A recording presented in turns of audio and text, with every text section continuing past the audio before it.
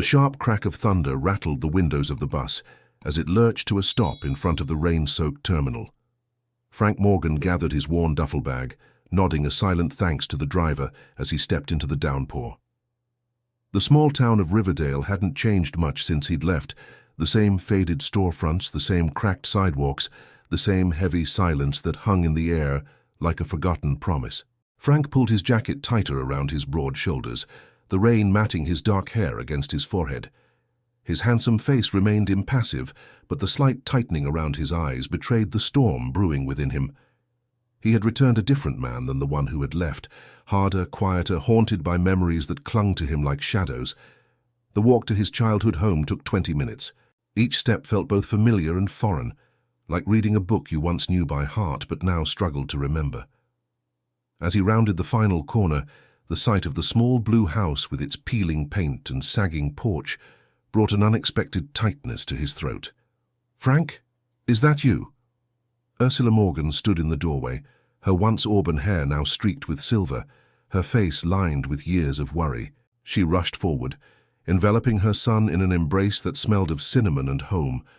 "You're soaked through," she chided, ushering him inside. "Why didn't you call? I would have picked you up at the station." "Wanted to walk," Frank replied, his voice rough from disuse. "Clear my head."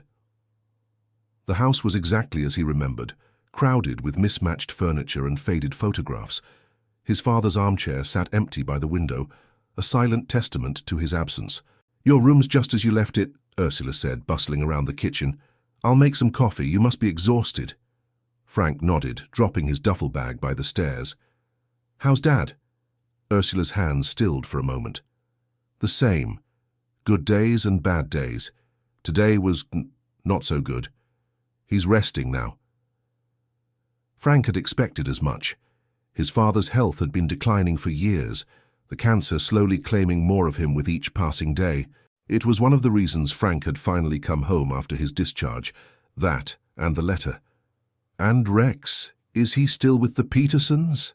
The question hung in the air, heavy and expectant. Ursula turned, her expression guarded. "Frank, there's something I need to tell you." The coffee forgotten, she guided him to the kitchen table.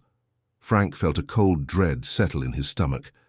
The Petersons moved away about a year ago. They couldn't take Rex with them. Their new place didn't allow pets. "Where is he?" Frank asked, his voice dangerously quiet. Ursula twisted her hands together.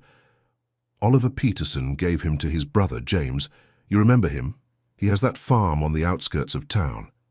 Frank remembered James Peterson all too well. A hard man with calloused hands and cold eyes. The kind of man who saw animals as tools, not companions. "I need to see him," Frank said, already rising from his chair.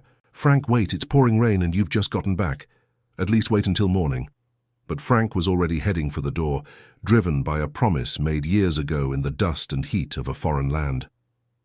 "I'll be back," he said, pausing at the threshold. "Don't wait up." The rain had intensified, turning the dirt roads leading to the Peterson farm into rivers of mud. Frank trudged onward, ignoring the ache in his leg where shrapnel had once torn through muscle and bone. The darkness pressed in around him, broken only by occasional flashes of lightning that illuminated the landscape in stark relief. As he crested the final hill, the Peterson farm came into view, a sprawling property with a large barn and several outbuildings. Most of the windows were dark, save for a single light burning in what Frank assumed was the kitchen.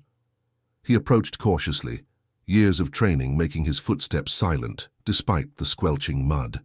As he neared the main house, a sound caught his attention, a low, mournful whine coming from behind the barn. Frank changed direction, his heart hammering against his ribs. Another flash of lightning revealed a scene that froze the blood in his veins. There, chained to a post and exposed to the elements, was Rex, the magnificent Belgian Malinois who had saved Frank's life more times than he could count during their deployments together. The dog's once gleaming coat was matted and dull, his powerful frame diminished by neglect. A makeshift shelter of rotting plywood offered little protection from the driving rain. "Rex," Frank whispered, dropping to his knees in the mud. The dog's head snapped up, ears pricked forward. For a moment Rex stared at the approaching figure with wary eyes, then recognition dawned. A low whine escaped him as he struggled to his feet, tail wagging tentatively. Frank closed the distance between them, his hands gentle as they framed the dog's face. Rex pressed against him, trembling with what might have been cold or emotion, or both. "What did they do to you, buddy?" Frank murmured, examining the heavy chain that kept Rex tethered to the post. The dog's ribs were visible beneath his skin, and a half-empty bowl of filthy water sat nearby. Rage, cold and precise, settled in Frank's chest. He worked at the chain, his fingers numb from the rain and cold, until he managed to free the clasp from the post. Rex stayed pressed against his side, as if afraid Frank might disappear again. "We're going home," Frank said, his voice firm with resolve. "I'm not leaving you here." As they turned to leave, a beam of light cut through the darkness. "Who's there?" a gruff voice called out. James Peterson emerged from behind the barn, shotgun in hand. "This is private property." Frank straightened to his full height, Rex a solid presence beside him. "It's Frank Morgan. I've come for my dog." James squinted through the rain, recognition dawning slowly on his weathered face. "Morgan, your folks said you weren't coming back." "They were wrong." James's gaze dropped to Rex, then to the chain in Frank's hand. "That dog belongs to me now. Your buddy Oliver signed him over fair and square." "Does your idea of ownership include starvation and neglect?" Frank's voice was dangerously quiet. "He's a war dog, Peterson. He saved lives. He deserves better than this." "He's a vicious beast," James spat. "Tried to bite me twice. Figured a few days on the chain would teach him some manners." Frank took a step forward, and something in his expression made James take an involuntary step back. "Rex is coming with me. You can either accept that or we can have a problem." The standoff stretched between them, punctuated by the drumming of rain and distant thunder. Finally, James lowered his shotgun. "Take the damn dog," he muttered. "He's more trouble than he's worth anyway." Frank didn't wait for him to change his mind. With a soft command to Rex, they turned and walked away from the farm, each step taking them further from cruelty and closer to something like redemption. The walk back to town was long and silent, the rain eventually giving way to a misty drizzle. Rex limped slightly but stayed close to Frank's side, their old rhythm finding itself despite the years apart. When they finally reached the small blue house with its peeling paint, Ursula was waiting on the porch, a blanket in her hands. "Oh, Frank," she said, her eyes filling with tears at the sight of man and dog, both battered but unbowed.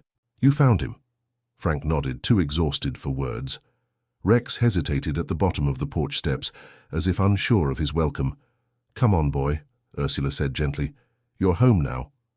Inside, Frank toweled Rex dry, while Ursula prepared a meal of leftover roast beef. The dog ate ravenously, then collapsed on the rug in front of the fireplace, his eyes never leaving Frank's face. "What are you going to do now?" Ursula asked, watching her son as he sat beside Rex, one hand resting protectively on the dog's back. Frank looked up, and for the first time since his return, the hard lines of his face softened into something like determination. "I'm going to make this right," he said simply. "For Rex, and for all the others like him." As Rex drifted into an exhausted sleep, Frank remained vigilant beside him, his mind already forming a plan. He had returned to Riverdale seeking peace, but had found a new purpose instead, one that would eventually shake the foundations of the town and reverberate far beyond its borders. But that was a battle for tomorrow. Tonight, he had kept his promise, the one he had made to Rex in the midst of gunfire and chaos, when death had seemed certain and survival a distant hope. "I'll always come back for you." Outside, the storm finally broke, the clouds parting to reveal a sky full of stars, silent witnesses to a reunion long overdue and a journey just beginning. Morning sunlight streamed through the kitchen window, illuminating the dust motes dancing in the air. Frank sat at the table nursing a cup of coffee, watching as Rex cautiously explored his old home. The dog moved with a slight limp, but his eyes were alert, his tail occasionally offering a tentative wag. "He remembers," Ursula said softly, placing a plate of eggs in front of her son. "Dogs never forget the people they love." Frank nodded, his throat tight. "I should have come back sooner." "You're here now," she replied, resting a hand on his shoulder. "That's what matters." The sound of tires on gravel interrupted their moment. Frank tensed. years of combat training kicking in as he moved to the window. "It's Dr. Olivia," Ursula explained. "I called her last night after you went to bed. Rex needs to be checked over." The woman who stepped out of the battered pickup truck was striking. Tall and graceful, with rich brown skin and intelligent eyes, she carried a medical bag and wore jeans and a flannel shirt rolled up at the sleeves, revealing toned forearms. "That's not Dr. Bryant," Frank said, confusion evident in his voice. "Dr. Bryant retired years ago. Olivia Westfield took over his practice. She's wonderful, specializes in working with traumatized animals." The introduction was brief. Olivia's professional demeanor softened only when she knelt before Rex, her movements slow and deliberate as she began her examination. "He's malnourished and dehydrated," she reported. "The limp is from an old injury that wasn't properly treated. There's evidence of prolonged restraint and exposure." Her voice remained clinical, but her eyes flashed with controlled anger when she looked up at Frank. "How long was he with the Petersons?" "Too long," Frank replied grimly. "I was deployed. My unit." He trailed off, unwilling to revisit those memories. Olivia seemed to understand. She didn't press for details. Instead, she opened her medical bag and began treating Rex's immediate concerns.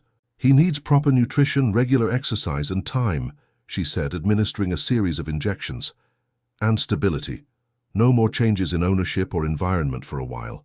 "He's not going anywhere," Frank assured her. "Neither am I." Olivia glanced up at him, something unreadable in her expression. "There's something else you should know. Rex isn't the only one." "What do you mean?" "James Peterson has been taking in animals for years. Dogs mostly. Working breeds. He gets them cheap or free when people can't keep them anymore." She hesitated, then continued. "There are at least 4 other dogs on that property right now. I've filed reports with animal control, but Peterson has friends in the department. Nothing ever comes of it." Frank's jaw tightened. "Show me." Olivia shook her head. "Not yet. Rex needs you here. Let me gather more evidence, build a stronger case." "And how many more animals suffer while we're building a case?" Frank challenged. "This isn't a war zone, Frank," Olivia replied evenly. "You can't just go in with guns blazing. Peterson is connected in this town. His brother-in-law is the sheriff." The revelation hit Frank like a physical blow. Sheriff Dale Nelson had never liked the Morgan family, especially after Frank's father had publicly confronted him about police harassment of the town's migrant workers. "So what do we do?" Frank asked, frustration evident in his voice. "We be smart," Olivia said, packing up her supplies. "I have allies at the state level, people who aren't in Peterson's pocket, but I need documentation, witnesses, indisputable evidence." As she stood to leave, Rex surprised them both by moving to her side, pressing his head against her hand in a gesture of trust. "He's a good judge of character," Frank observed quietly. Olivia smiled, the expression transforming her serious face. "Most animals are. They see us for who we really are." After she left, Frank spent the day reacquainting himself with Rex. The dog gradually became more animated, occasional glimpses of his former self showing through the trauma.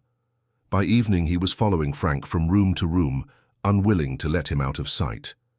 When Frank's father woke from his afternoon nap, the reunion was emotional. Harold Morgan, once a towering presence, had been reduced by illness to a shadow of his former self. But his eyes lit up at the sight of his son, and even more at the sight of Rex. "You brought him home," Harold said, his voice thin but pleased. "I knew you would." "I should have come sooner," Frank admitted, the guilt heavy in his chest. Harold shook his head. "You came when you could. That's all any of us can do." As night fell, Frank sat on the porch steps, Rex a warm presence beside him. The street was quiet, most houses dark except for the occasional blue flicker of television screens. It was peaceful, so different from the chaos and noise he had grown accustomed to. The crunch of footsteps on the sidewalk broke the silence. Olivia emerged from the darkness, carrying a folder under her arm. "Sorry to come by so late," she said, settling beside him on the steps. "But I thought you should see this sooner rather than later." She handed him the folder. Inside were dozens of photographs, animals in various states of neglect and abuse, all from Peterson's property. The images were meticulously dated and annotated. "I've been documenting this for months," Olivia explained. "Whenever I'm called out to neighboring farms, I take the long way home past Peterson's place. These were all taken with a telephoto lens from public property." Frank flipped through the photos, his expression darkening with each image. "Why are you showing me this?" "Because I need your help," she admitted. "I need someone who understands what's at stake, someone who won't back down when things get difficult. And you think that's me?" "I know it's you," Olivia said simply. "Your father told me about you, even before you came home. About what you and Rex did overseas, how you saved each other." Frank closed the folder, unable to look at any more suffering. "That was different. That was war." "This is a different kind of war," Olivia countered. "One fought with evidence and public pressure instead of weapons. But the stakes are just as real for these animals." Rex shifted, laying his head on Frank's knee as if sensing his distress. "We need to do this right," Frank finally said. "By the book. Otherwise, Peterson walks away clean." Olivia nodded, relief evident in her posture. "That's all I'm asking." As she stood to leave, Frank called after her. "Why do you care so much? About these animals?" She paused, her silhouette outlined against the night sky. "Same reason you do, I suspect. Because someone has to." After she left, Frank remained on the porch for a long time, thinking about justice and responsibility, about promises made and kept. Rex stayed beside him, a sentinel against the darkness. Inside the house, Frank's phone buzzed with a text message. It was from Mike Torres, his former squadmate who now worked for a national veterans organization. "Saw this and thought of you," the message read, followed by a link to a news article about a program that paired rescue dogs with veterans suffering from PTSD. The idea sparked something in Frank's mind, a possibility he hadn't considered before, not just rescuing the animals from Peterson, but giving them purpose, meaning, a second chance, just as he and Rex had been given. He looked down at Rex, who gazed back with unwavering trust. "What do you think, buddy? Ready for one more mission?" Rex's tail thumped against the wooden porch in what Frank chose to interpret as agreement. Tomorrow would bring challenges, confrontations with Peterson, navigating the complexities of local politics, building a case strong enough to withstand scrutiny. But tonight, under a canopy of stars, a plan began to take shape, one that would require courage, patience, and faith. Frank Morgan had returned to Riverdale seeking peace, but had found a battle worth fighting instead. And this time, he wouldn't be fighting alone. The old barn on the outskirts of Riverdale had stood empty for years, its weathered boards silver with age. Now as dawn broke over the rolling hills, it hummed with activity. Frank surveyed the transformation with quiet satisfaction. What had once been abandoned was now renewed with purpose. "I still can't believe we pulled this off in just a few months," Olivia said, coming to stand beside him. She handed him a steaming mug of coffee, her fingers briefly brushing his. Frank accepted it with a nod. "We had help." Help had come from unexpected quarters. When word spread about Frank's plan to create a sanctuary and rehabilitation center for abused working dogs, the community had rallied in ways he hadn't anticipated. Veterans from neighboring counties arrived with tools and expertise. Donations poured in, building materials, medical supplies, food. Even local businesses contributed, seeing the potential for something good to emerge from the scandal that had rocked their town. The scandal had broken wide open the day after Frank's conversation with Olivia. Armed with her meticulous documentation and bolstered by testimony from farm workers who had witnessed the abuse, they had taken their case directly to the state authorities, bypassing Sheriff Nelson entirely. The raid on Peterson's property had revealed conditions even worse than the photographs had suggested. 7 dogs, not 4, had been discovered, along with evidence of others that hadn't survived the neglect. Peterson had been arrested, his property seized pending trial. The most surprising ally had emerged in the form of Councilwoman Eleanor Blackwood, who had lost her bid for sheriff against Dale Nelson years earlier. She had championed the project through bureaucratic obstacles, securing permits and zoning exceptions with remarkable efficiency.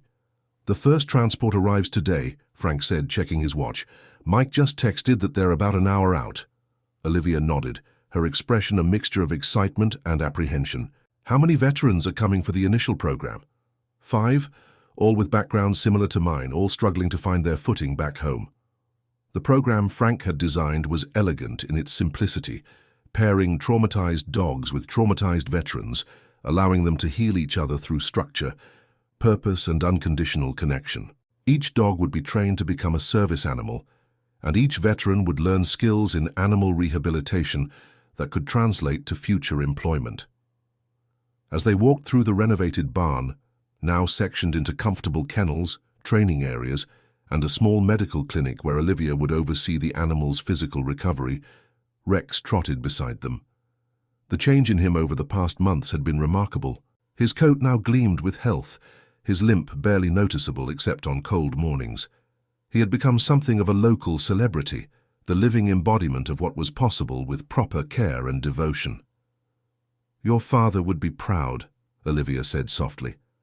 Harold Morgan had passed away peacefully 2 months after Frank's return, living just long enough to see the beginnings of his son's project take shape. His funeral had been attended by half the town, a testament to the quiet impact he had made through years of principled living. "He always said that how we treat the vulnerable reveals who we truly are," Frank replied, the memory bringing a sad smile to his face. The sound of vehicles approaching drew their attention outside. A convoy of 3 vans pulled into the gravel driveway, followed by a sleek black SUV that Frank recognized as belonging to Councilwoman Blackwood. The next hour passed in a flurry of activity, as the rescued dogs were carefully transferred to their new temporary homes. Each animal bore visible signs of neglect or abuse, from scarred muzzles to fearful cringing at sudden movements. Frank moved among them with quiet confidence, his voice gentle but firm as he established the first tenuous connections. The veterans arrived shortly after, men and women who carried their battlefield experiences in the tightness of their shoulders, the wariness in their eyes. Frank recognized that look all too well. He had seen it in his own mirror for years after his discharge. Jason, a former Marine with burn scars covering one side of his face, hung back from the group, his posture radiating discomfort. Frank approached him last, Rex at his side. "Not much for crowds?" Frank asked, keeping his voice casual. Jason shrugged. "Not much for anything these days." Frank nodded, understanding. "This is Rex," he said, introducing the Belgian Malinois. "My partner from overseas. He saved my life more times than I can count." "They told me about him," Jason said, his expression softening slightly as he looked at the dog. "About what happened to him after. About what you did."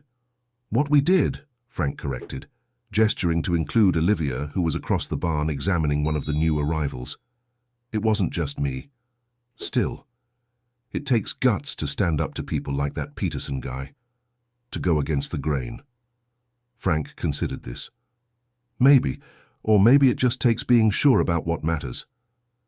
As the day progressed, each veteran was introduced to the dog they would be working with. The pairings had been carefully considered, matching temperaments and needs with deliberate precision. Jason was assigned to Valor, a German shepherd who had been kept chained in Peterson's yard for so long that a groove had worn into his neck. "He doesn't trust easily," Frank warned. "Take it slow." By evening, a tentative atmosphere of possibility had settled over the barn. The veterans and dogs were getting acquainted, the initial awkwardness giving way to moments of genuine connection. Councilwoman Blackwood had brought a reporter from the regional newspaper who took photographs and conducted interviews for a feature story on the project. "This could be a model for other communities," the reporter said to Frank as she prepared to leave. "Have you thought about expansion?" Frank shook his head. "One step at a time. Let's make sure this works first." After everyone had departed, Frank and Olivia sat on the porch of the small cabin that had been built adjacent to the barn. The structure was simple but functional, providing living quarters for the program administrator, a role Frank had reluctantly agreed to fill. "It's really happening," Olivia said, wonder in her voice as she looked out over the property, now bathed in the golden light of sunset. "Thanks to you," Frank replied. "Your evidence is what brought Peterson down." Olivia shook her head. "I'd been gathering that evidence for years. Nothing changed until you came home." They sat in comfortable silence, the kind that develops between people who have weathered challenges together. Over the months of planning and preparation, their professional relationship had evolved into something deeper, a partnership based on shared values and mutual respect. And perhaps, Frank admitted to himself, something more. Rex lay at their feet, his head resting on his paws as he watched the evening shadows lengthen. Occasionally his ears would prick forward at some distant sound, but his body remained relaxed, content. "Sheriff Nelson resigned today," Olivia mentioned, breaking the silence. "The investigation into his involvement with covering up Peterson's activities is gaining momentum." "Good," Frank said simply. "Accountability matters." The news about Nelson was the final piece falling into place. The system that had protected Peterson was crumbling, making way for something better. 3 months later, the first cohort of veterans and dogs completed their initial training program. The transformation in both was profound. The dogs, once fearful and aggressive, had become confident and responsive. The veterans, once isolated and haunted, had found purpose and community. Jason and Valor had formed an especially powerful bond. The scarred Marine, who had arrived barely making eye contact, now led training sessions for new participants, his quiet authority and gentle handling making him an ideal mentor. The program's success attracted attention beyond Riverdale. News outlets picked up the story, donations increased, and other communities began reaching out for guidance on establishing similar initiatives. Ursula Morgan, who had initially been skeptical of her son's ambitious plans, now proudly served as the program's administrative assistant, her organizational skills proving invaluable as the operation grew. On the anniversary of his return to Riverdale, Frank stood at his father's grave, Rex beside him. Olivia waited respectfully at a distance, giving him privacy for this moment. "We did it, Dad," Frank said softly. "Not exactly what you had in mind when you said I should come home and make things right, but I think you'd approve." The wind rustled through the oak trees that sheltered the cemetery, a sound like distant applause. As Frank turned to leave, he noticed something he hadn't seen before: fresh flowers on the graves of veterans stretching back several rows. Jason had mentioned something about a project with the local school children to honor the town's military history. Another small healing, another reconnection. Olivia came to meet him, her hand finding his with comfortable familiarity. "Ready to go? The new group arrives tomorrow. We should get some rest." Frank nodded, but paused for one more look around, at the peaceful cemetery, at the town spread out below, at the sanctuary visible on the distant hillside. He had returned to Riverdale broken, seeking only to fulfill a promise made to a loyal companion. Instead, he had found healing not just for himself and Rex, but for an entire community wounded by secrets and complicity. What had begun as a personal mission had evolved into something larger than himself, a testament to the ripple effects of courage and compassion. "Let's go home," he said to Olivia, his voice filled with quiet certainty. As they walked back toward their shared future, Rex trotted ahead, his path sure and steady. The scars of the past would always remain for all of them. But they had learned that wounds could become wisdom, that trauma could transform into strength, and that the deepest loyalty sometimes found expression in unexpected ways. In saving Rex, Frank had found himself. In healing others, he had discovered his own path forward. And in returning to the place he had once been so eager to escape, he had finally come home. The sanctuary on the hill continued to grow, a beacon of hope and redemption for those who had suffered and lost their way. And in its heart, a simple principle remained, that promises made in love must be kept, no matter the cost, and that in doing so, we discover who we truly are. Thank you for joining me on this journey into the world of captivating stories. I trust you found today's narrative as engaging as I did. If you enjoyed this exploration into fascinating and compelling narratives, kindly indicate your appreciation by liking this video. Are you watching on mobile? Show your appreciation with a double tap for hype. For more captivating stories and journeys into the heart of compelling storytelling, please subscribe to the channel and activate notifications so you don't miss a single upload. Your thoughts and interpretations are most welcome. Please share your perspectives on today's story in the comments below. And if you believe others would find this content engaging, please consider sharing the video with your network. Until our next journey into the world of captivating tales, I bid you farewell.